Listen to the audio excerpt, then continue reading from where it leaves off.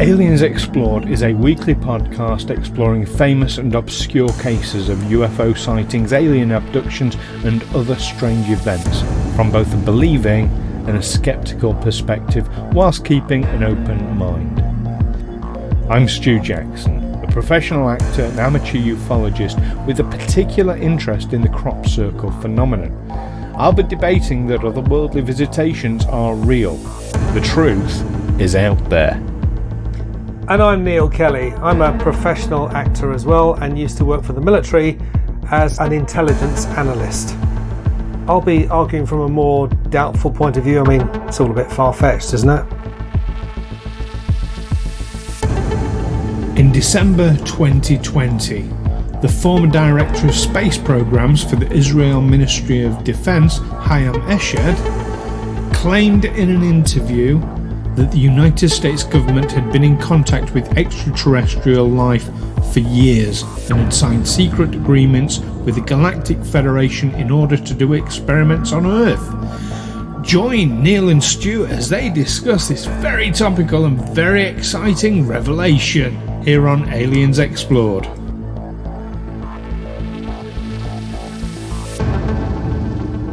Hello everyone, welcome back to Aliens Explored, the show where we look at UFO related phenomena issue by issue. I'm one of your hosts, I'm Neil Kelly. And I'm your other host, Stu Jackson. And this week we're going to be looking at the case of an Israeli general, Haim Eshed, who claims that he's made contact with aliens and that they walk among us. Yes. So this is really kind of breaking news as we're recording this. So we're recording this back in December, and this is sort of because we do record these a little bit ahead of ourselves. But this is quite a this is a big thing that's been announced. Well, it's made the press a lot in Israel, in Haaretz and Jerusalem Post and Jewish Chronicle. Is it Jewish Chronicle? I think. I'm not sure. Certainly the Jewish press. Yeah, and also in papers like The Independent in the UK, and it's also on Wikipedia. His Wikipedia entry. In fact. It says more about his extraterrestrial claims than it says about the rest of his long, illustrious career as an Israeli general.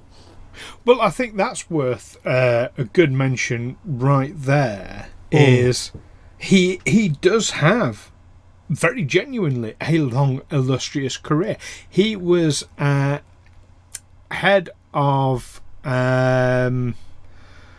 now. I want to make sure I get this absolutely right. My mouse has stopped working. There we go. Okay, so he was former director of space programs for the Israel Ministry of Defense. It's actually a retired brigadier general. And yeah, he was director for nearly 30 years. Also an officer in Israeli military intelligence. And yes. He was involved with the launching of Israeli satellites as well, wasn't the Ofek 5 and the Ofek 7, which he said would help with what he called the Iranian issue. Yes. Now, putting sort of his politics to one side, this is not some maverick. This is not some wild-eyed fantasist. This is someone with a very serious career spanning decades. Who had a serious career, but did he have a serious career and then lose his marbles and become a wild-eyed fantasist? Was he exposed too much to Donald Trump?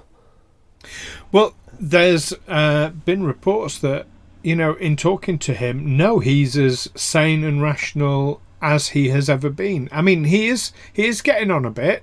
He was born in 1933, so that makes 87 now. So 87, yeah. But he only retired 9 years ago. Let's not forget. With this incredibly distinguished career, there's nothing but yeah, those people who have spoken to him, who have interviewed him, have all, like as one said, no, the guy's sane, rational. There's no signs of dementia that they can see, or anything of that nature. No, but sorry. No, go on. Okay, a couple of things. For one, he does at some point say, if I'd have come out with this 5 years ago, they'd have locked me up. Yes. Well, what has changed since 5 years ago? Well, there's an awful lot of, people are far more credulous now that very fringe beliefs like climate change denial, flat earth, anti-vaxxer, that's become far more widespread. Conspiracies are far more widespread. And as you say, he had a very established career. He was taken very seriously, so therefore we should take this seriously. But look how many people around Donald Trump have thrown their credibility out of the window trying to defend him, and then he throws them under the bus by repeating the lie, or or changing his story, or So there's nothing. Yeah, but that okay. It's but quite that's common politics. these days for previously well-respected people to seem to have gone off the rails. Yeah, but there's a difference between someone having a differing political opinion to someone being clinically insane. But we're talking about people. There is a difference there. Just because someone votes for Trump or supports Trump does not, as much as you and I might disagree with his politics. What I'm talking about is someone who is a long-standing politician or senator or government official who's prepared to stand up and say, "No, I was in the room and Donald Trump never said that," and then half an hour later, Donald Trump says, "Well, the reason I said that was because," doubles down on it and makes a liar out of them, and that's their credibility out the window because they decided to stand by Donald Trump. And okay. So you keep focusing on Donald Trump, and I know why, because but you and I both feel very passionately about that. Eshed was close to Donald Trump. He claims that there's this Galactic Federation. Stated that US President Donald Trump was aware of this and was on the verge of informing everyone of their existence. Yes. But was stopped by the Galactic Federation. So why didn't they stop Eshed? Why didn't they stop Eshed announcing their existence now? He's also said people have died. People will die, and indeed people have died in the past for revealing the existence of the Galactic Federation, or to protect the secrecy of the Galactic Federation's involvement on this planet. And here he is just saying it out loud now. So, why isn't he bound by the same rules that President of the United States Donald Trump is bound by? Okay, I can address that one.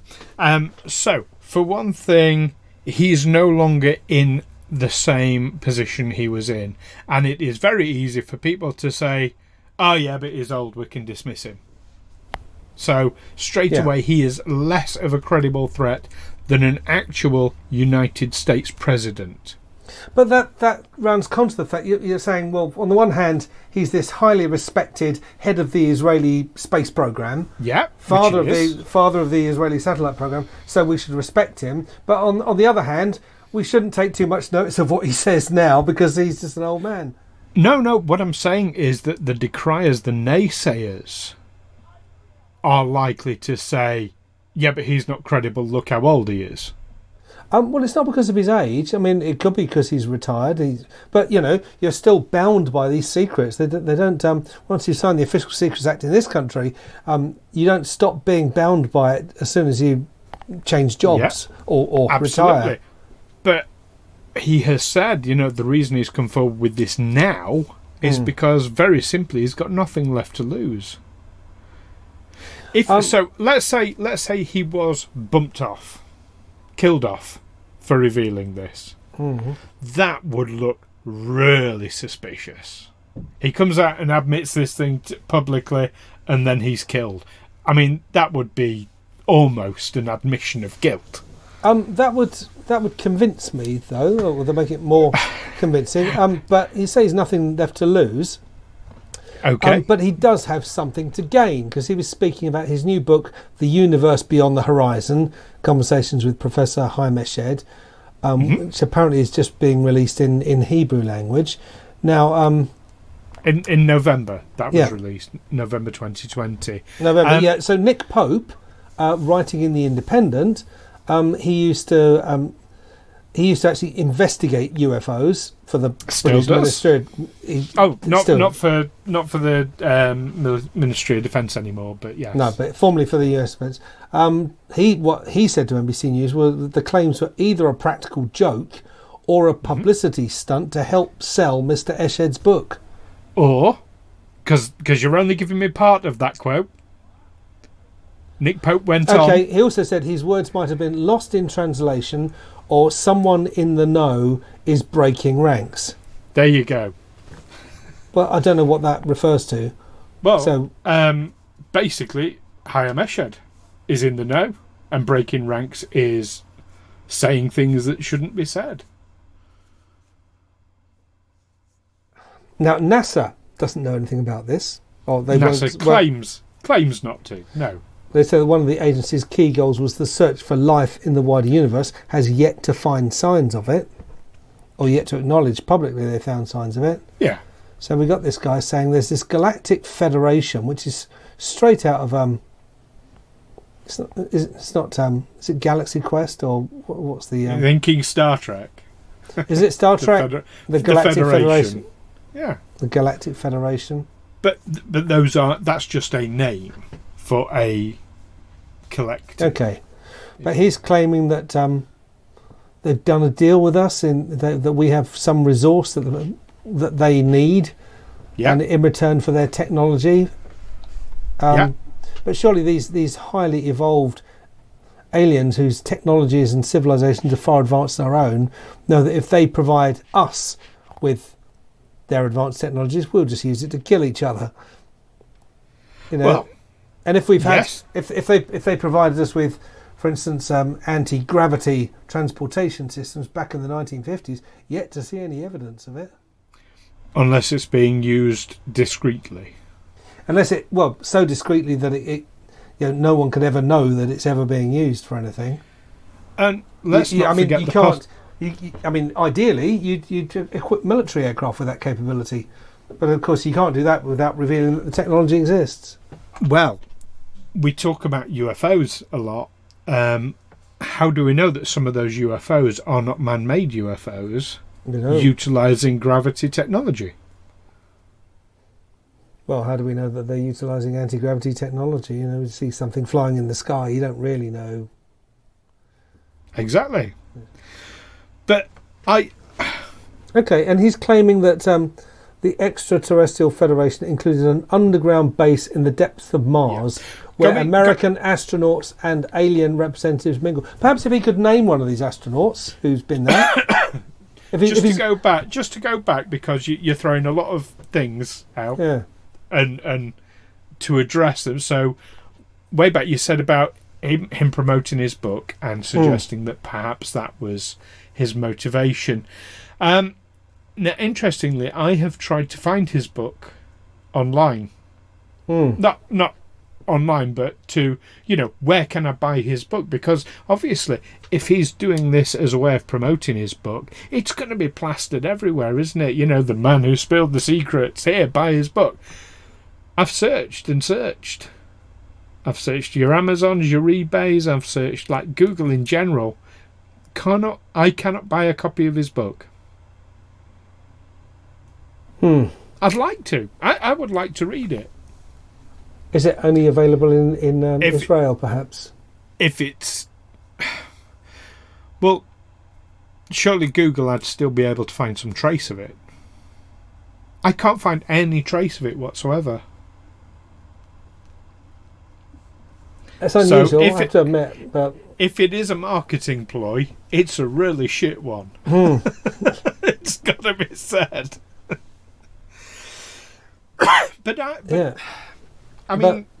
His politics to one side. I see nothing to decry the guy. I see nothing to say, well, no, he's... Okay, not being political, but looking at The Independent, and there's a related article Trump declares Day of Remembrance for those killed by illegal aliens. So when Trump talks about aliens, he's probably more likely talking about Mexicans. Well, or Muslims, isn't he? I'm going to draw a point about Trump, because obviously Trump is mentioned by Haim Eshed as being about to reveal it, and he was advised to not reveal it. Don't forget, it's only a year ago that Space Force became the 5th branch of the United States Defence. And is that going ahead? I mean, I've heard very little about it since. We don't hear much about it, but it's happening. It's certainly costing the Americans an awful lot of money. And isn't Donald Trump just the sort of person? Oh yeah, there's these aliens coming down. He finds out this information as president. Yeah, he's the sort of person that would want a militaristic response ready. I mean, I thought the whole Space Force thing was really strange, and let's not forget Reagan back in the 80s. Yeah, but the Star Wars program. He was addressing a very terrestrial threat, wasn't he? He was talking about shooting down missiles, or targeting ground targets from space. Well, that's certainly a part of it. That could very much be the public part of it. There is a theory that there was another side to it, that it was defence against extraterrestrials as well. Well, perhaps that was the primary reason, but I don't remember that. I remember the primary reason being that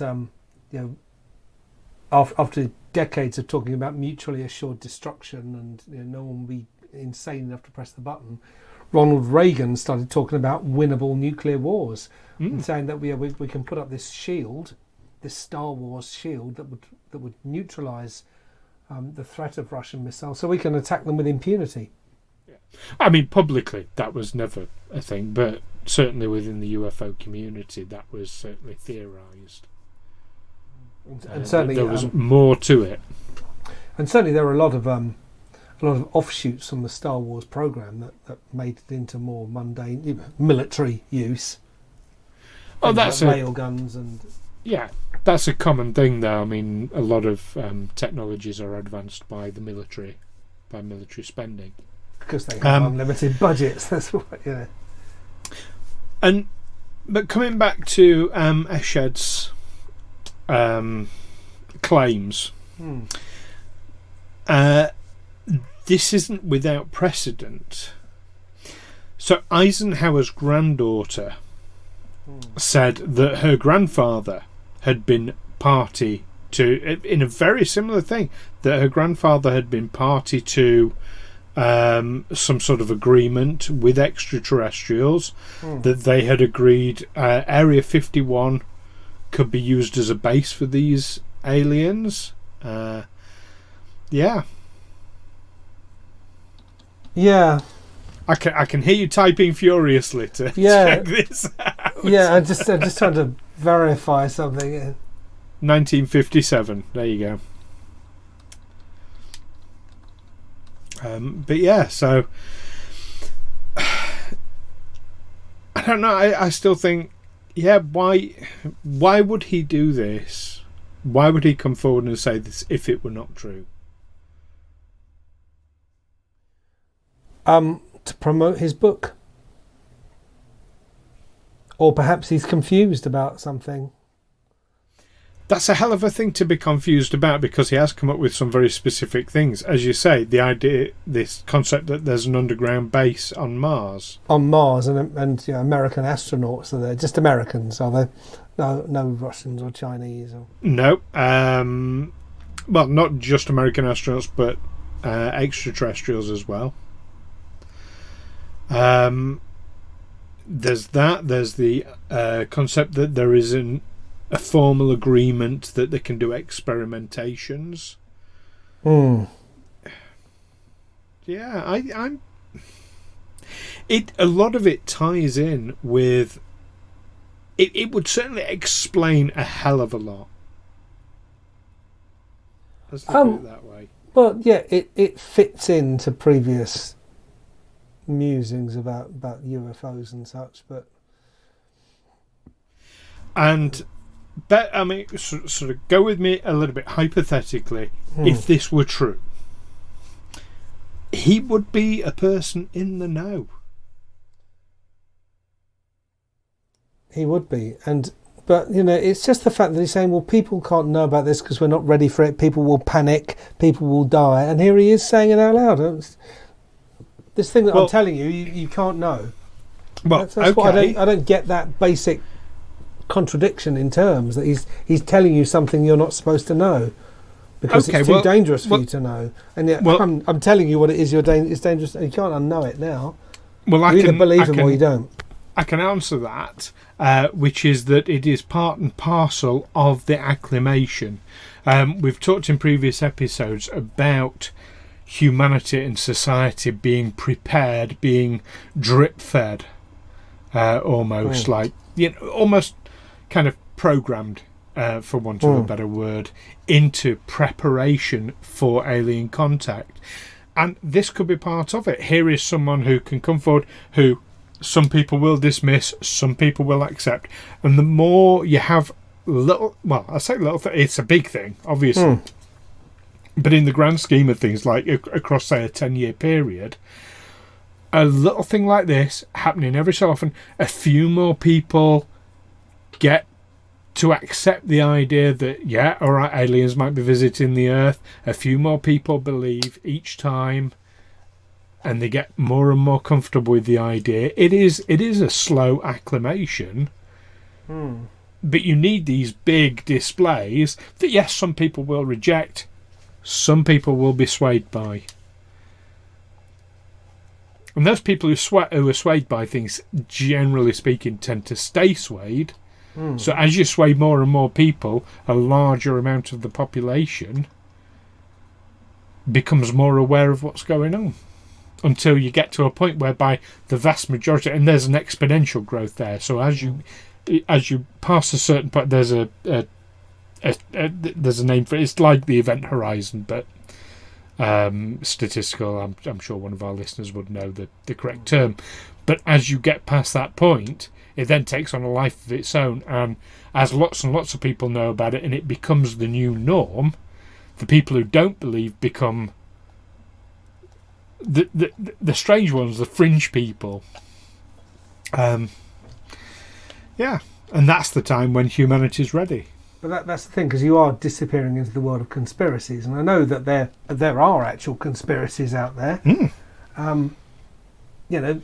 My favourite one is 9/11. People are called 9/11 conspiracy theorists. Well, the US government has changed its story on 9/11 and who was responsible so many times that whatever you believe, you're a conspiracy theorist. You're going to disbelieve the official American government at some point because they changed their story. So that everyone's a conspiracy theorist as far as that goes. You can't not be. Yeah. And how can you disseminate the truth out of that? Yeah. So, I mean, you are in the era of dishonest governments. Of liars in power. In our own country, we have especially a government lied its way into power, which is pursuing breakneck speed a policy all based on lies. So, well, it's interestingly in our own news very recently. A few weeks ago, there was this big thing where Dominic Cummings, the government advisor, had allegedly been sacked, and he was seen walking out with his box of stuff, and inside sources were reportedly saying, he's had a big bust up and he's been sacked. And I said at the time, had a big bust up with the Prime Minister's girlfriend. Yeah. Well, I said at the time, he's not been sacked. This is a ploy. This is a tactic to distract people, because nobody official came out and said he's no longer working for us. It was all, an inside source has told us, but we can't say who it is. No, it's come from Dominic Cummings himself. We now found out, not only has he not been sacked, he's had a £45,000 pay increase for fucking the country over. Well done. Anyway, that's getting a bit political. Sorry, I feel very aggrieved. So these are the people who extraterrestrials are getting in touch with, is it? Well, sadly, yes. I mean, there's nothing about the UK government in Professor Eshed's claims. Nothing I've seen, anyway, about the UK government. As you say, I tried to look at the book on Amazon. I can see lots of people have searched for it. You can't get it. It's just not there. So that is odd. There you go. And that raises another... And, okay, I accept this sounds very conspiracy theorist, but has the book been pulled? Because it contains information that the powers that be don't want out there. It's a question. I don't know what powers the powers that be have. Do you remember Spycatcher? Was that before your time? Oh, vaguely, yes. Basically, a former civil servant wrote his memoirs and called it Spycatcher because he'd worked for MI5. And there was something in it about how intelligence officers got together to undermine the Harold Wilson Labour government of the 1970s.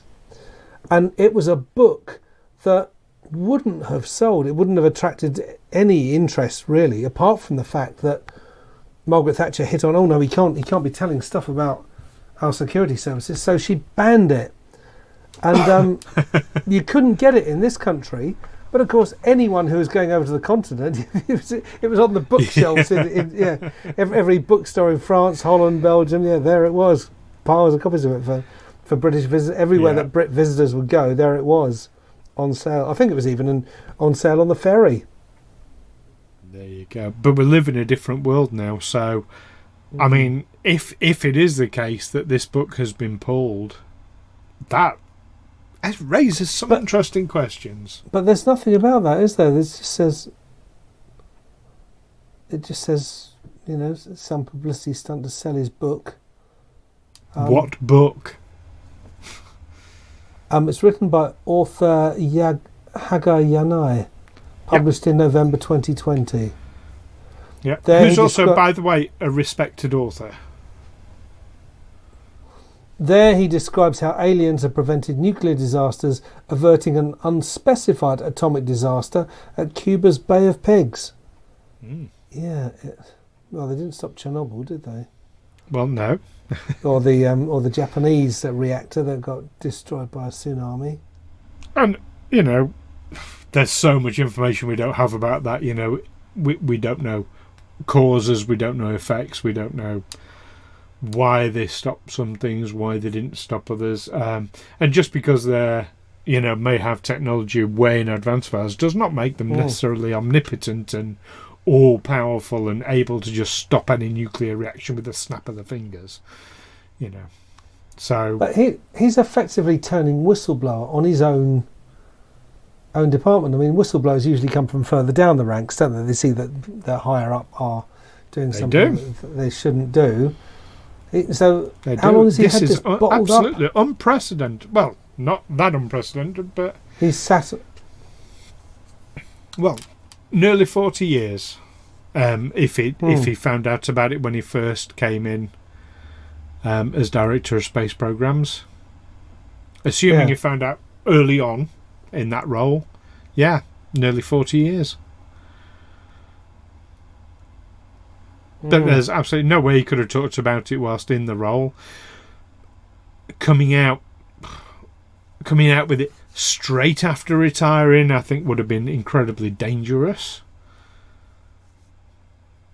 Maybe there was a reserve activation clause in his retirement that expired. I'm speculating there, but I don't know. But there we go. It's time to summarise. So Neil, you don't sound terribly convinced. I'm not convinced. Yes, he's a high-ranking military figure. I'm ex-military myself, so all the more reason to disrespect high-ranking military figures. I know what sort of drivel they can come out with. You're biased. I'm very biased against military people. Having been in the military, I know how crazy they can be. I don't know. I would like to know more about Haim Eshed, more than we're being told now. I would like to know if he's under any kind of psychiatric care or. Oh, the answer is no. Or if he should be, or I would like to see where this story goes. Is it just going to fizzle out, or is something going to come of this? I think in the general public, absolutely. I mean, those of us in ufology tend to remember these things. But it's a great story. The former head of the Israel space program, an officer in Israeli military intelligence, has come out and said, the Galactic Federation, or a federation of extra-terrestrials, has been in contact with us. We've done some kind of deal with them. It's all strictly hush-hush. You're not supposed to know this, but I'm going to tell you anyway. I would like to see, and then what happens? If this was a movie, this would be the start of it. What happens next? I mean, I think, personally, this is it. This is the story. It's done. He's come out, he's said it. I think we'll get him clamming up from here on it. I think we'll get...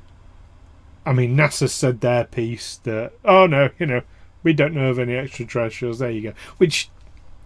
But they would just say that anyway. And that's better than them not responding to it, because that would look bad. So they come out and say, oh, no. We'd know. No, but you wouldn't say anyway. Yeah. No, to me, this is a total smoking gun.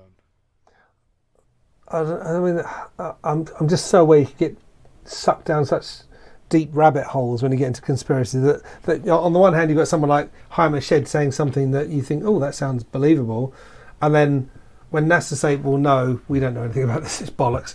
You say, well, yes, of course, that's what they'd say, but it's. I don't know if you're. Are you disagreeing with that? Do you feel that's not what they would say? No, that if it were true, they would admit it at this point? No, but there's a confirmation bias, isn't there? There's he's saying something which fits in with lots of other stuff, which fits in with it doesn't cut across anything that ufologists have believed for a long time. He's just saying, well, actually, it's all true, and they've been in touch, and we're just keeping it secret for now. But of course, only you know. Well, for me, it comes back to motive. He's got no real. I mean, to promote a book, he'd sacrifice his reputation. As you said, he's got nothing to lose on that score. Well, I mean, yeah, he has his reputation, and it is, and like I said, politics to one side, it's a really good reputation. Here's a serious career man with a very serious career, with very serious qualifications and credentials, and he's basically, for want of a better word, pissed all that away to tell it to bring this message to people. Okay, the thing that I really don't get is, I know from my own experience in the military that security classifications are put on things, and things are classified according to the amount of damage that will be done by their unauthorised disclosure. So secret information is defined as information the unauthorised disclosure of which would cause serious harm to the interests of the nation. Top secret would cause exceptionally grave damage to the interests of the nation. So this guy, he's at the top. He's the chief. He's the chief in the Israeli Defense Force space program. He's probably had a hand in deciding what would be the damage if this was to be released now, and why, what security classification is appropriate. So he's obviously been in the loop when they're saying, no, this would cause tremendous harm if this got out. The public cannot be told about this because people will die as a result. It would cause mass panic. It would whatever. And what now? He's just spouting top secret information that he was right at the top of. That just seems. he might be telling the truth, but it's grossly irresponsible. But now he's retired, it's less damaging, and it also works towards acclimation. It's still the same effect, isn't it? This information was classified top secret because of the damage that would be caused, the harm that would be caused if it was divulged by if it reached unauthorised sources. And then he's just divulged it. So he's caused, presumably, by his own definition, he has caused exceptionally grave damage to the state of Israel. Well, he hasn't, because a lot of people are just dismissing him. Well, it's either one or the other. Either it was overclassified and the fear that unauthorised release of this information would cause panic was actually overblown, that nothing of the sort would happen, or else he's just decided, I don't care. I'm just going to release this information, and whoever dies, dies.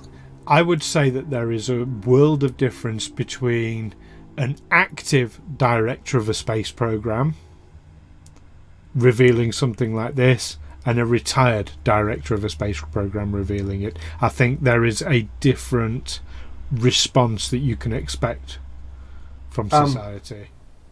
I don't think so. I think because he's spent his life in the military and in intelligence and in space, satellite launches, a space program, because that's been his life. The fact that he's retired, and he's had several different jobs within that life, but all towards the same thing. And he dropped one job, pick up another, drop one job, pick up another. He's dropped a job now, not picked up another one, officially retired, but he's still. This is what he's all about. It's not like me saying something. Nothing I could say could be taken as an official military line, because I left the military 35 years ago.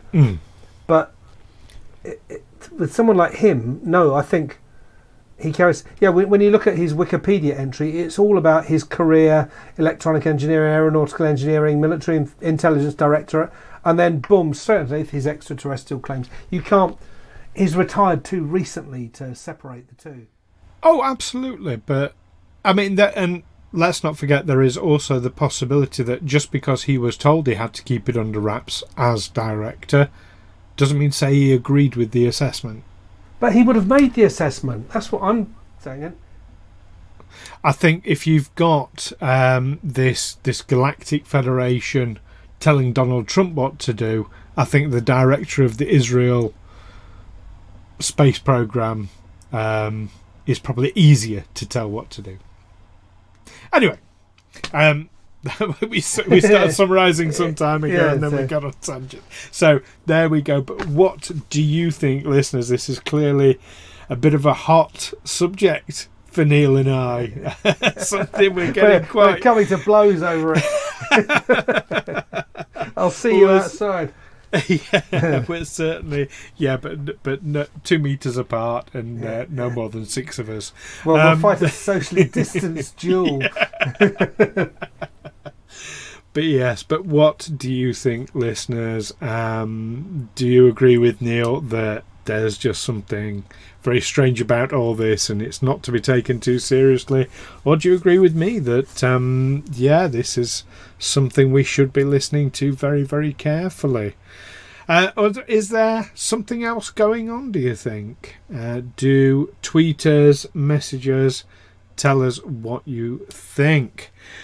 Don't forget to join us next time when we will be discussing an event from 2000 in Illinois, a UFO event on January the 15th. January the 15th. In 2000. 2000 in Chicago. Illinois, yeah. Neil is scribbling this down frantically so he can do his research. Brilliant. So join us. At least know what the topic is when we go on here. So don't forget to join us next time. In the meantime, keep watching those skies. Take care for now. Bye-bye. Bye.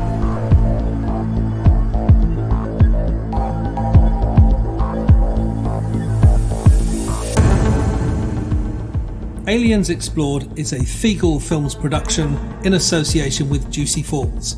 Music by hooksounds.com and editing by Stu Jackson. Find us on Facebook and Twitter or by visiting aliensexplored.com.